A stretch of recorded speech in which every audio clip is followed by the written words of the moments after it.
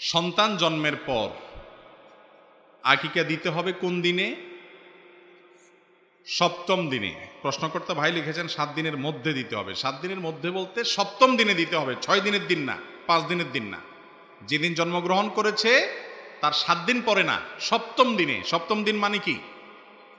যেদিন জন্মগ্রহণ করেছে শিশু, সেটাকে 1 ধরে এরপরে 2, 3 গুনতে গুনতে 7 হবে, যে সেই দিনে কি দিতে হবে? আকিকা দিতে হবে। এটা হলো ওই দিনে আকিকা দেওয়াটা হলো সুন্নাত।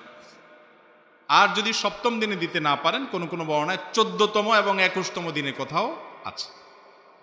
এই দিনগুলোতেও যদি দিতে না পারেন, অনেক সময় বাবার হাতে পয়সা কড়ি ছিল না, তাহলে সেক্ষেত্রে কি করবেন? বড় হওয়ার পরেও আকিকা দিতে পারবেন। এটাই বিশুদ্ধতর মত। বিভিন্ন সালাফ থেকে বড় হওয়ার পরেও আকিকা দেওয়ার কথা বর্ণিত আছে, যদিও সুন্নাহ হলো সপ্তম দিনে দেওয়া। সেটা মিস হয়ে গেলে একেবারে না দেওয়ার চাইতে পরবর্তীতে দেওয়া জায়েজ আছে, এবং এটা অনেক সালাফ থেকে প্রমাণিত আমল, যার কারণে বড় হওয়ার পরেও সন্তানের আকিকা দেওয়া যেতে পারে। ইচ্ছাকৃতভাবে বিলম্ব করা উচিত না। আমাদের দেশে আকিকার এই আমলটার ব্যাপারে একটা বিরাট অবহেলা আমাদের আছে। সেটা হলো, বিশেষ করে আপনার এই কুমিল্লা, নোয়াখালী, লক্ষ্মীপুর, ফেনী অঞ্চলে যারা একটু প্রবাসে থাকে বেশি, তাদের বাচ্চা কাচ্চা হলে আকিকা দেওয়ার জন্য বলে যে বাপ আসুক তারপরে দেব।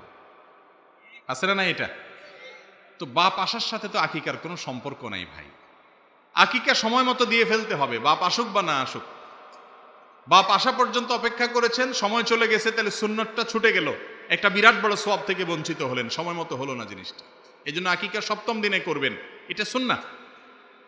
আবার অনেক সময় দেখা যায় যে আকিকার ব্যাপারে আমাদের অনেক ভাইরা আছেন, অনেক মানুষ আছেন যারা আকিকা এটাকে বলেন যে এটা একসাথে কোরবানির সাথে দেব, কারণ তখন তো পশু জবাই করবো একসাথে, তখন কি দিয়ে দিব? আকিকাও দিয়ে দিব।